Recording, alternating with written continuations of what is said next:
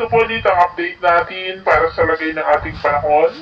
ngayong hapon po ng December 22, 2023 na kung saan sa ngayon ay patuloy pa rin po na malakas ang bugso ng hanging amihan dito po sa malaking bahagi ng Luzon habang ang easterlies ay patuloy pa rin ang pag-ihip naman sa silangang bahagi ng Visayas at Mindanao. Ang shear line po ngayon ay nandyan po sa may Bicol region at sa ating long range forecast ay wala pa rin naman pong bagyo na namamataan mula rito na banta ngayong darating na Pasko at hanggang po sa bagong taon ay storm free po tayo. At sa lagay po ng ating panahon, ngayong hapon ay maayos ang panahon sa malaking bahagi ng ating bansa pero may mga tsansa pa rin ng muulap na kalangitan with isolated rains dito pa rin sa may Cagayan, Isabela, Aurora, Quezon, Southern Batangas, Bicol Region, Oriental Mindoro, ilang bahagi po ng Palawan, Eastern Samar, Dinagat Island, Zamboanga Peninsula, Northern Mindanao, Davao Region at Agusan Provinces. At mamayang gabi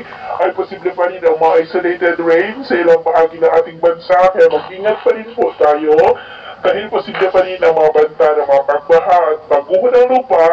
lalo na po sa mga lugar na apektado ng malakas po na bugso ng amihan. At sa atin naman po mga baybayin, dahil po sa malakas na amihan ay matataas po ang mga alon sa buong seaboard ng Luzon